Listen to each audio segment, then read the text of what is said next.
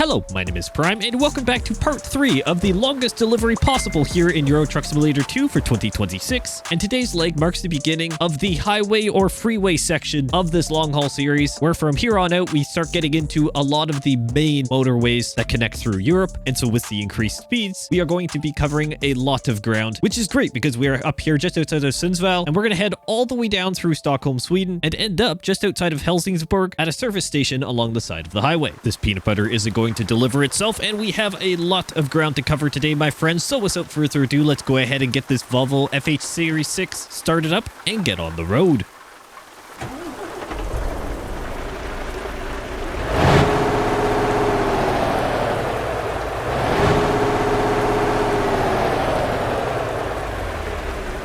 Let's get rolling, and we should probably get some wipers on, which I think I have the automatic wipers on, yes, or at least intermittent. So we'll see how things go. Hopefully everyone is doing well.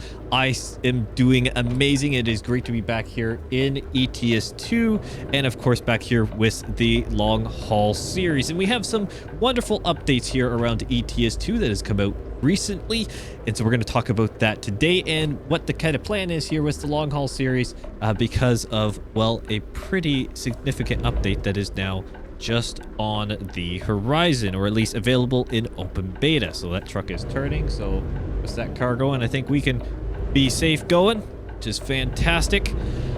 Great to be back here in ETS2, as I said, on this rainy morning here in Sweden. It is what it is. We got to deal with some of the weather. Hopefully it passes. There's some nice blue sky as in the direction we're heading by the looks of things. So hopefully we can kind of get some better clear weather here very, very shortly. It's not always really nice to be driving in rain, but it is what it is. We got to take what the weather throws at us, considering the distances we're covering here. And the wipers are going crazy at these speeds to try and keep the water off. Thank you very much, but I'm gonna have to leave it like that because they are automatic wipers, and yeah, love technology in these trucks, love the tech, so hopefully it's not too annoying for you. So let's talk about here with ETS2 what is going on. And the biggest news that we just had is that the 1.59 open beta update for ETS2 is now available. So if you want to, you can opt into the open beta via Steam. It is available in your Steam client, and you can pick that up if you so choose to. You can go ahead and, well, I guess pick it up. You can opt into it and, well, try out some of the new features. So for those who don't know, 1.59 brings in a handful of really nice updates. I would say more in terms of feature content than the American Truck Simulator counterpart. It's a little bit on the dry side. Am I driving on the shoulder, by the way? I think I am. I think I was. I've been driving on the shoulder for probably that whole time. Lovely. Okay, fantastic. Great start, Prime. Great start. You're off to a solid start, my friend. Oh my goodness. I am not used to having dotted lines as the outer edge of roads, which that is a bit of a tired Prime brain. Just kind of cruising here, driving on the shoulder. Well, isn't that just fantastic? Anyways, 1.59 for ETS2 brought in a number of nice features. I would say more nice features than on the ATS side of things, at least as of right now. But the ATS story is a little bit, as we get a couple nice little screen freezes, is a little bit more of a long story on that front. Regardless, so 1.59 for ETS2 brings in Project Benelux rework. Probably the headline item of the entire thing. 1.59 is, well, it has brought in, technically if you're in the beta, has brought in the Benelux rework, reworking the original areas of Belgium, Netherlands, and Luxembourg. Absolutely incredible. Absolutely incredible region. Lovely, lovely sceneries, and we will be exploring that soon. I'll get into that in just a few moments' time. So besides the Project Benelux rework, which is again probably the feature item, I would say, of the 1.59 update for ETS2, the Volvo Experience Center is also being added to the game along with that. So a couple nice additions on the map side of things. There is also the Thermo King edition. So Thermo King refrigeration on our trailers. You can now put Thermo King refrigeration on your insulated and reefer trailers, which is absolutely fantastic. Love to see that one. And then there's a few of the more general, shall we say, features of the 1.59 update, which is tow to road. So instead of having to tow to a particular service station, you can now just get reset right to the road, which is kind of nice. Honestly, something that I wish would have been brought in years ago, because it's more realistic to have a tow truck come out or a recovery unit and just get you back on the road instead of taking you to a full service station, unless if you've, you know, say rolled the truck or something like that. More realistic and a lot more usable, I would say, for the general ETS2 playership, which is absolutely fantastic to see. There's a couple AI sound upgrade as well, and a few other UI changes along the way to try and make the game more unified for the pending console release, which we can expect, well, I'm assuming sooner than later. So again, regardless, 1.59, great update overall, and has brought in some wonderful things. But I am not running 1.59 open beta quite yet, and the reason for that is fairly simple. I need to complete this delivery first. If anyone has ever tried to update their game, you will notice that anytime a content update has occurred, your game will automatically reset you back and cancel your delivery for free. It's just the built-in nature of ETS2 and something we got to contest with. So as much as I want to do a first look of the 1.59 open beta, this long haul series needs to complete first, or this delivery, regardless of my saves, are going to be lost because of the version update. It will not go backwards. Even if I were to update to the open beta to have a different save, come back in, still isn't going to work. And I am using my ETS2 showcase series for this long haul, which is, again, a problem. So no matter which way I kind of go around it, it's not going to work the way I want, which is the way I want, as my head goes whipping across the screen there, which the way I want is it for to be seamless and to be able to just keep this delivery intact. So what is going to happen then with this series? This series is going to be put on turbo, my friends. In that meaning, I am going to be doing a lot of episodes quite quickly here. Is that car coming through? It is. But I crept into the intersection because my brakes didn't really decide to work. Probably because it's raining. And I came in a bit hot. But that's okay. The car stopped in time, and that's all that matters. I am off to a great start at this long haul stage today. It's always somewhere in the middle of these long hauls things start to go off the rails. And over the next few days, there's going to be more episodes on things. I am shuffling things around, both in terms of personal stuff and in terms of content plans, to make sure that this series can get kind of pushed through a little bit faster, so then we can try and get, well, 1.59 open beta in the works, and then obviously the 1.59 update.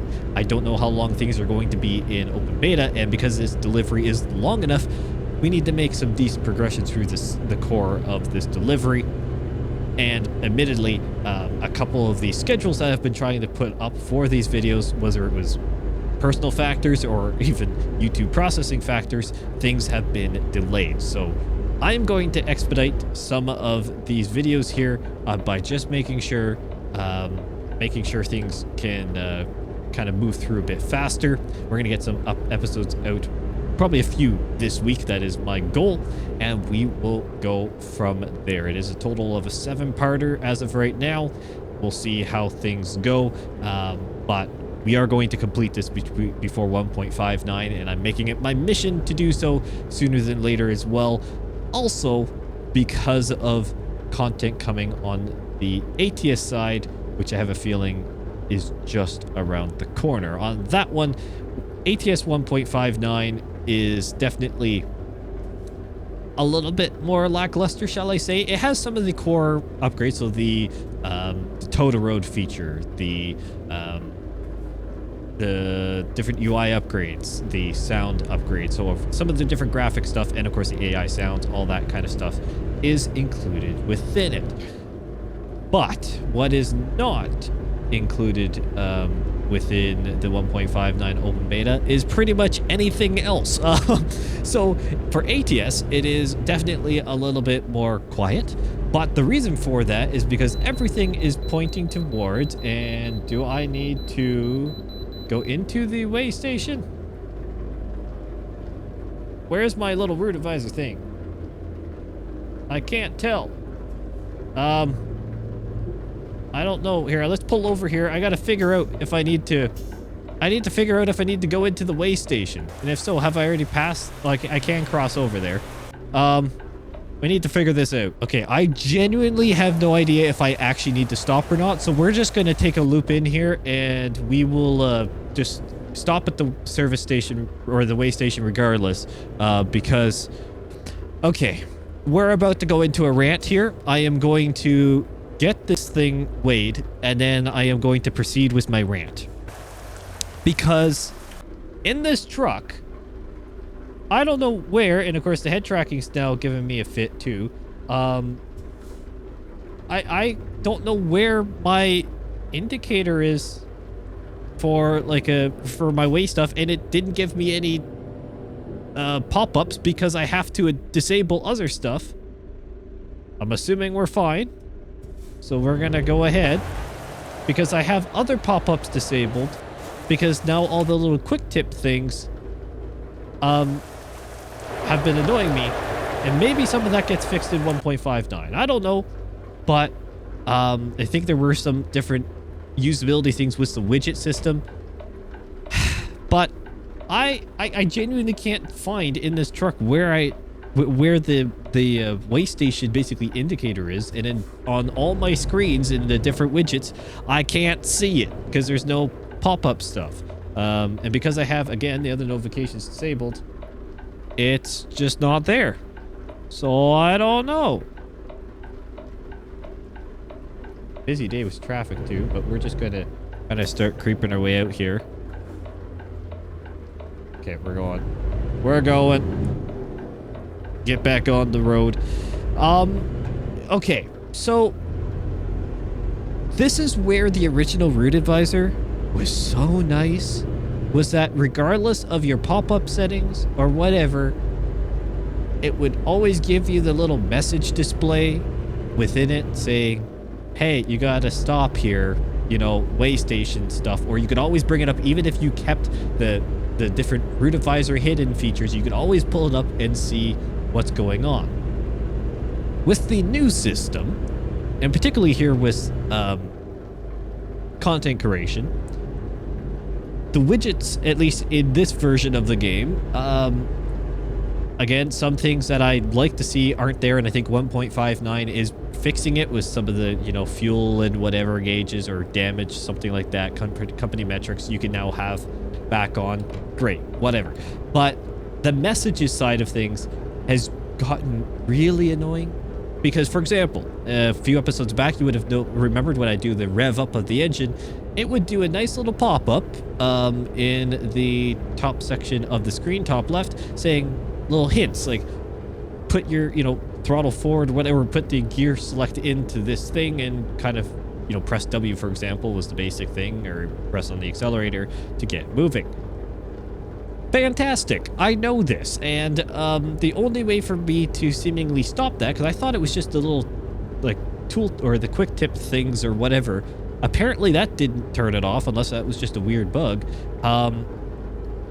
I had to just disable all messages, basically, all pop-up messages, and now that then blocks these, and there's no alternate way to see, I guess, way station warning messages than that. And there's no indication in the truck, there's no indication on the road by the looks of it, depending on the areas you're in, unless if I missed a sign that was like flashing to bring me in. There's nothing like that. Again, I could have been just completely missing something in the truck here, and if that is the case, I do apologize. It is beeping at you, Prime. Let's not pull out with the blindside stuff literally trying to keep you safe.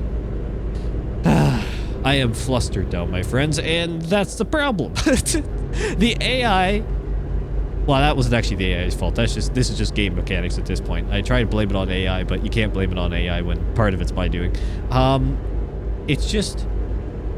That annoyance in those situations is where some things I don't know were fully fledged out in the way that... Or they're fully thought out, maybe, in the way that they should have. To have kind of multiple points of...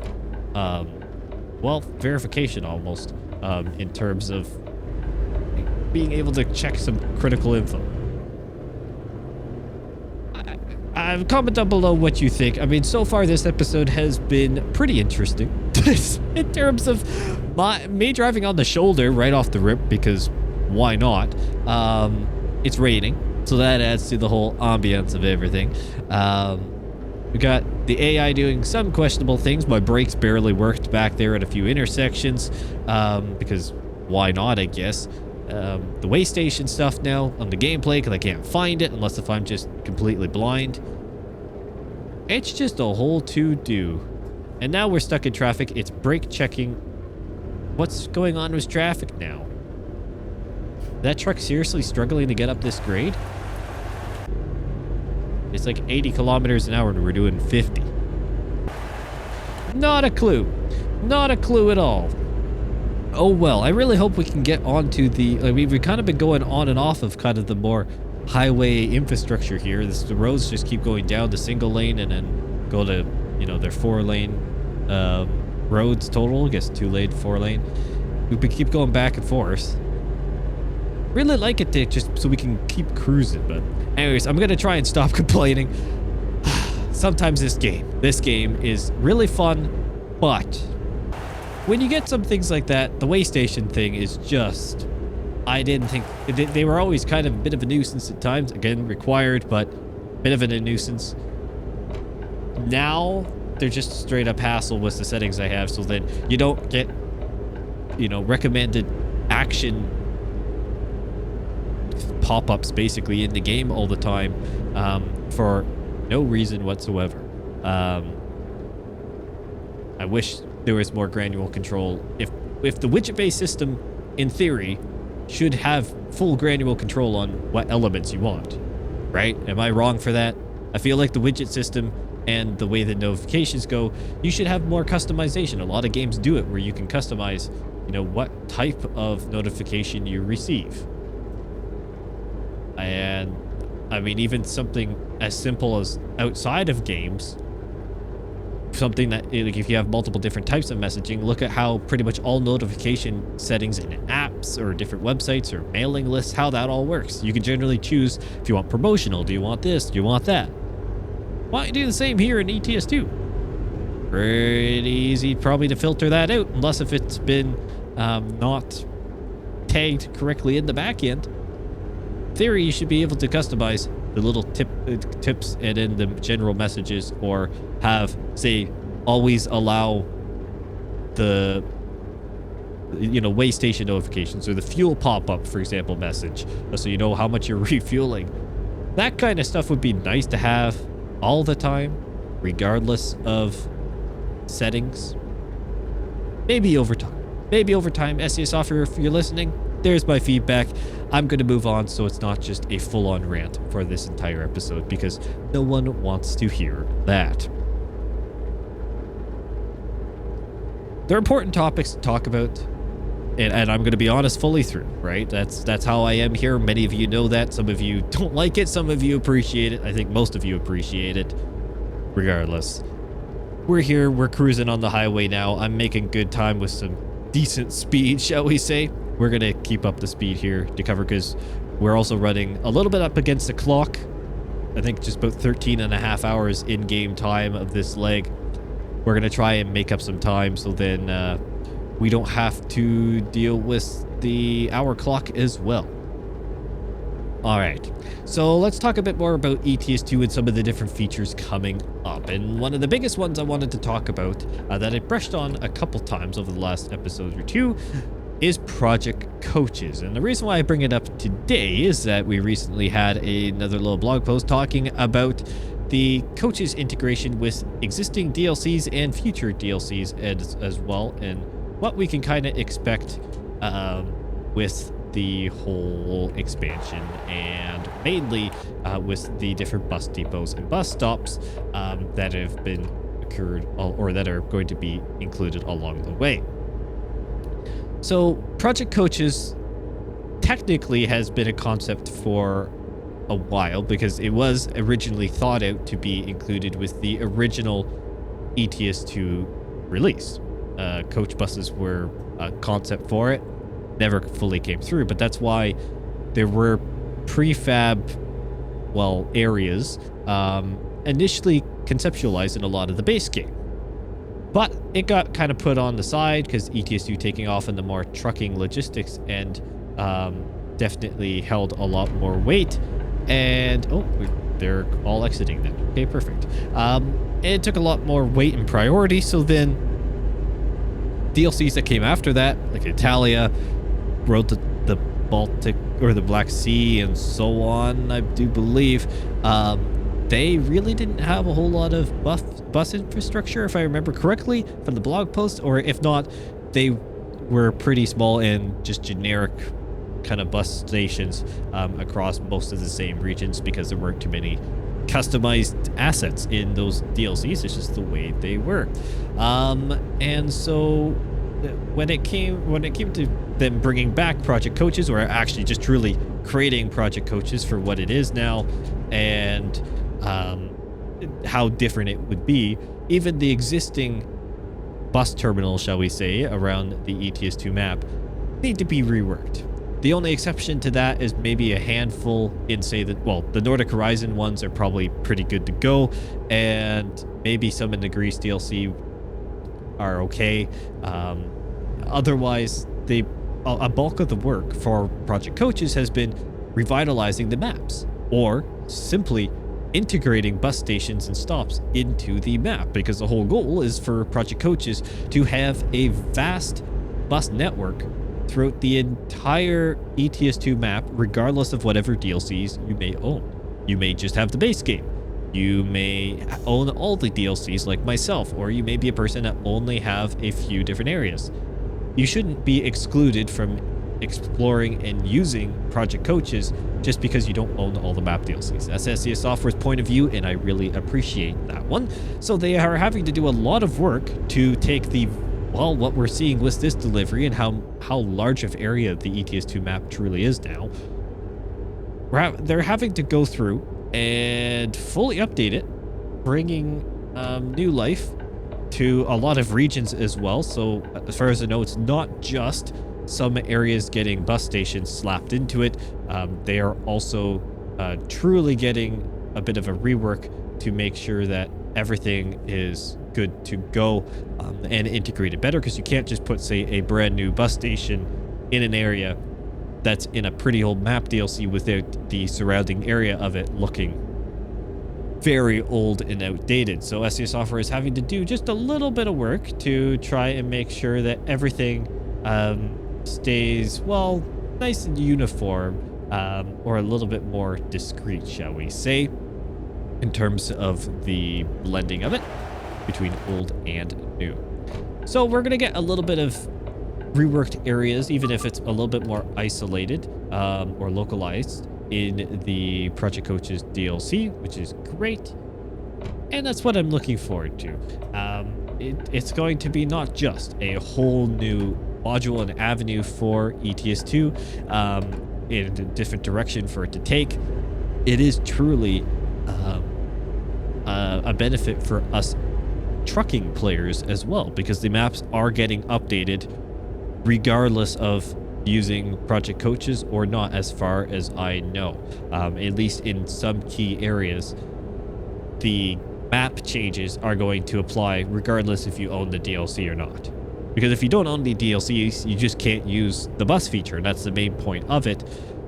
But the map side of things, you're going to see, and it has to exist for both games, I guess, on how that's going to work, or both modules. Again, not fully sure how the buses are going to integrate into the ETS2 game overall? Is it like the Driving Academy, where it is something separate launched from the start menu and you have fully separate saves? Or is it going to be something that you can fully integrate in with your trucking career as well? Again, not something I am aware of yet, and I've talked about it a little bit before, what my thoughts are. I'd love to see it fully integrated. I understand, though, at the same time, if that's not possible. Again, just hoping for the best on that front. But Project Coaches definitely is a lot of work. It is a lot of work on the map side, a lot of work on the gameplay side, and the vehicle side is looking pretty impressive as well. So very, very excited for the release of Project Coaches at some point in the future here for ETS2. It is going to be a monumental addition to the game. However it ends up integrating and looks, well, I guess it's only time will tell on that one. But it is pretty cool to see where ETS2 started, where it is now, and where it is going. Now, we also have a DLC confirmation as well. The Soul of Anatolia map DLC expansion, which takes us into the heart of Turkey. A wonderful, wonderful addition. That is confirmed. I know we had the teaser a while back, which was pretty straightforward that it was going to be a Turkish expansion. And thank you to everyone who put your comments on kind of on what was talking about was Turkey and so on. Absolutely fantastic to see what your thoughts are for where SES Software should go next. And still, go ahead and comment down below on this video as well. Knowing now was the Soul of Anatolia DLC expansion. Let me know what you think about the future of ETS2 and if more map expansions are going to be coming, or if it will be a situation where SES Software starts pulling back a little bit on the map DLCs and focuses on other aspects of the ETS2 realm. But having another map DLC on the confirmed development list is huge for ETS2 because we now have a few. We have Iceland, we have the Isle of Ireland, and now Soul of Anatolia. And then also we have, well, we technically have the Heart of Russia DLC. Again, I bring up that what is now a true just historical relic of a map DLC now, that's seemingly still just around and kicking, but we don't know when it's going to come and don't expect it to come anytime soon. But at the same time, just genuine question, what's going to happen with Ukraine? Unless if I am going absolutely crazy, the Ukraine or the country of Ukraine is not in ETS2 right now. So is that going to be worked on at some point? Or is SES Software waiting for said real world events to be kind of over with because they can't get people into the country safely? Now that would make sense, but at the same time, I know they do a lot of work with imaging, but on that same sense, what is the imaging going to be like in terms of relevancy? We're talking pre-conflict? Or are we talking post-conflict? Which way are they going to want to build that area? Are we ever going to get it? I don't know. How far into Russia is SES Software eventually going to expand? Or are they going to go somewhere else? Or is that pretty much it for the ETS2 map as we know it right now? And we have to wait quite a while for something else to come up. So many great questions, and I want to know your thoughts down below. But regardless, with Turkey, great to have a proper Heart of Turkey DLC, basically. One that is going to unlock a beautiful region, a region that we have a little bit of a taste of right now, but crossing over the bridge quite literally and getting into what is truly the heart of the country, pushing further east, which is great, which is absolutely great. And we'll see what kind of reworks we get leading up to that as well, through some older areas too in that area or in that region, or a little bit at least. I'm sure we'll get some reworks confirmed soon on that one. So there's a lot of rework still going on then for ETS2 from UK to other areas as well that is definitely going to be an interesting one to see how things progress. I'm excited to have another area at the end of the day, and when that gets released, the Turkey to Iceland long haul is going to be probably the longest one for maybe the foreseeable future. It depends on where SEA Software decides to expand, if they decide to continue expanding in certain directions, but they are pretty much waterlocked on one side now. So it's really only expanding east and I guess a little bit south if they wanted to technically, but they have to kind of go through around Turkey anyways. Again, there's a lot of logistics, quite literally, in figuring out which direction they're going to go and what's the best way to approach it. But they've got an ocean on one side that's pretty much hampering a lot of their opportunity, and some, well, shall we say, politically uneasy areas to navigate in terms of doing a global game on the east side now. So that's an interesting one. Something that I think most of us would just rather not have to be in the equation. But it is completely valid to be in the equation, especially from a company perspective for SEA Software. They have a reputation on the line, and there are going to be some things and values that they decide to maintain. And I personally respect them for that. Some will have different opinions, and that's perfectly fine. But it is definitely an interesting challenge now with some of the regions that ETS2 could potentially explore into. Let's just put it that way.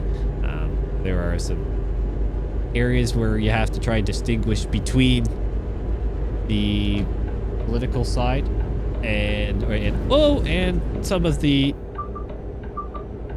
What in the world just happened?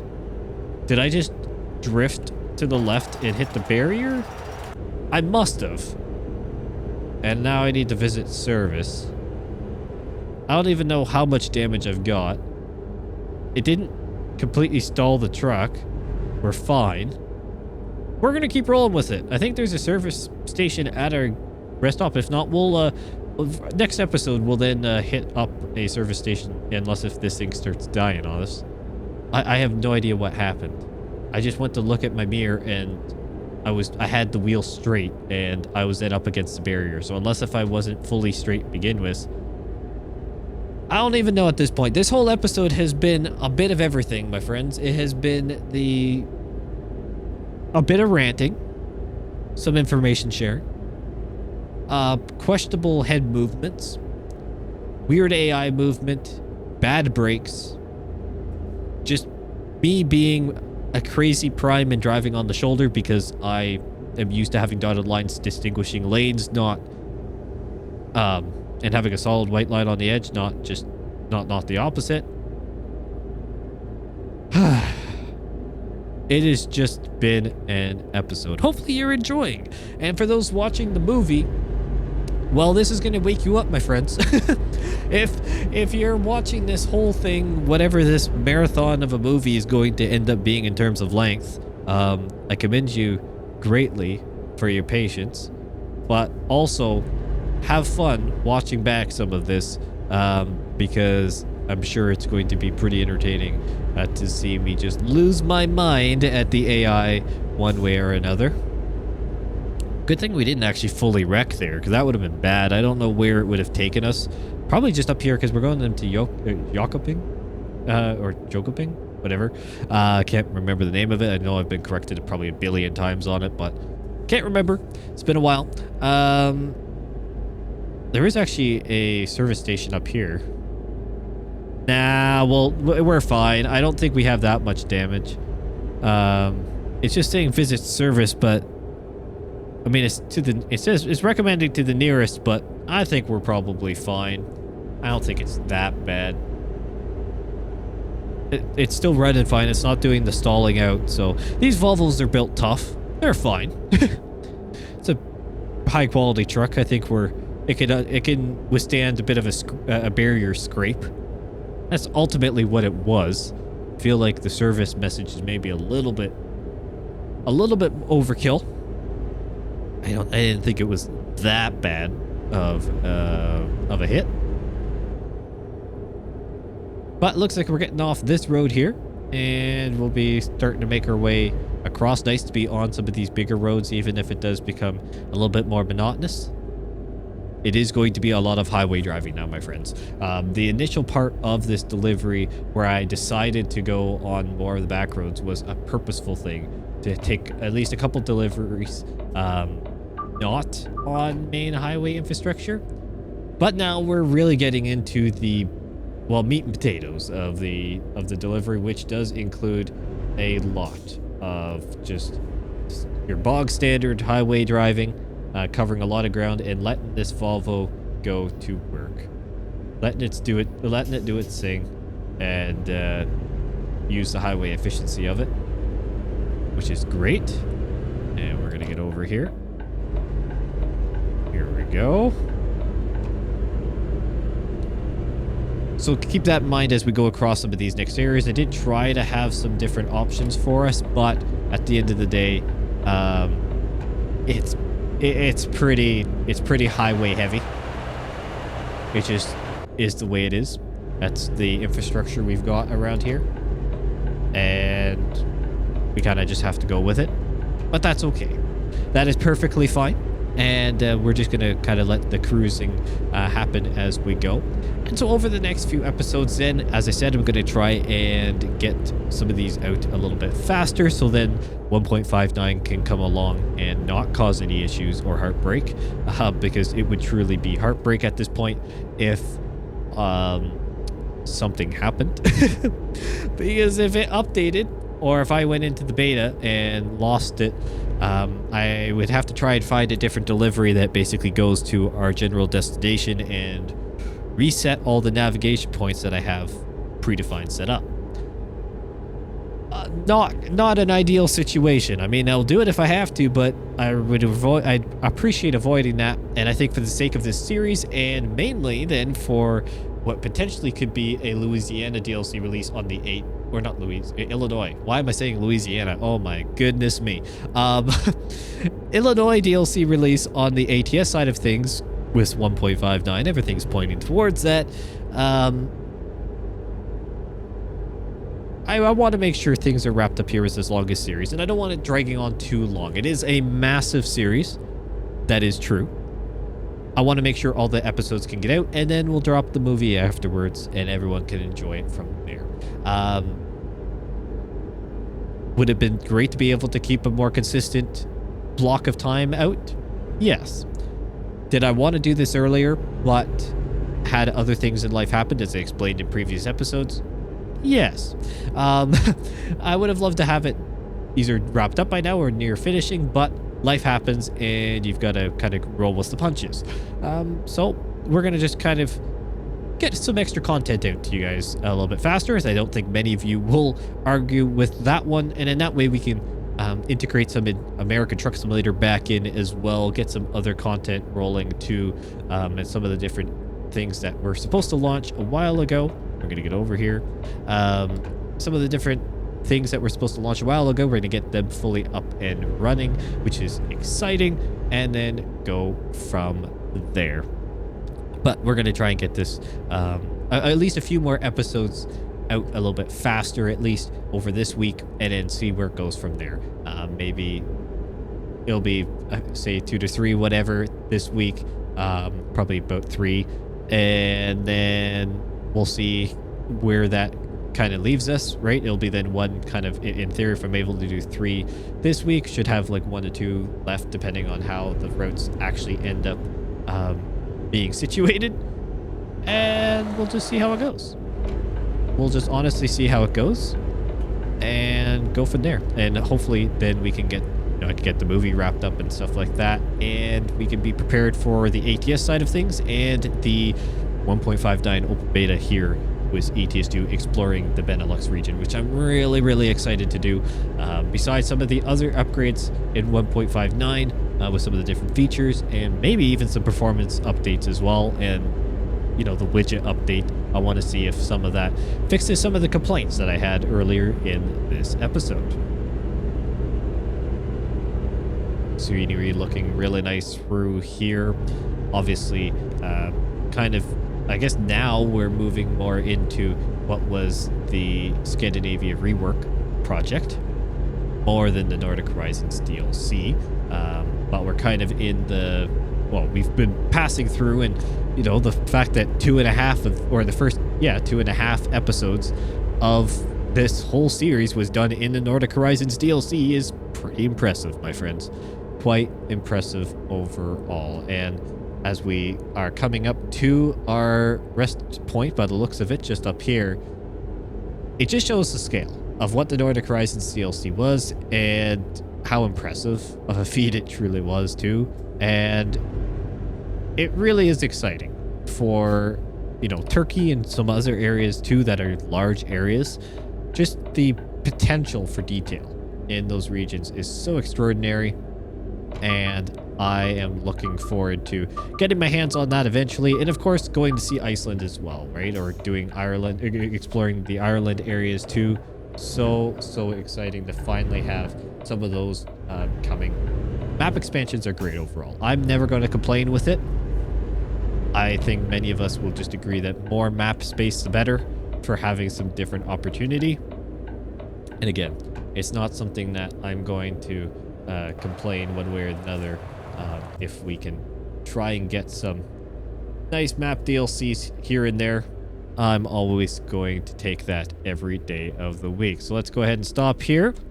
Let's refuel. Come around to the front so I can actually hear this thing. Because the before mentioned messages don't work. So I have no indication on what's filled up. And looks like we're all filled up here. So I guess we can hop back inside. And we will just go around to the what appears to be the rest area on this side. Or maybe we'll loop around this way. Let's try and turn here. Yeah, and then I can come around. There we go. And we will park over in this area over here. We're actually going to spin around and just drive in. Because why should I have to reverse? Not going to make my life harder. And there we go. Just like that.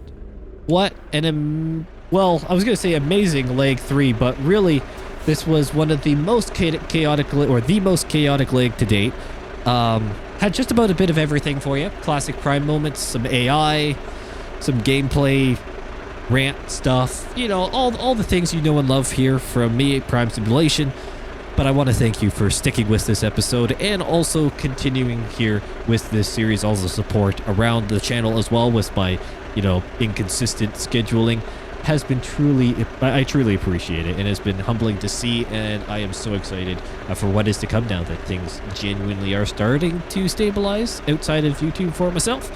So it makes it a little bit easier to, well, do these episodes, and you'll be hearing from me a little bit more this week. We're going to have a couple more of these long hauls. That is the goal, at least, unless if YouTube decides not to, well, process these videos quick enough when I go to upload them. Regardless, thank you all so much for watching. What an interesting episode overall, and I will see you in the next one.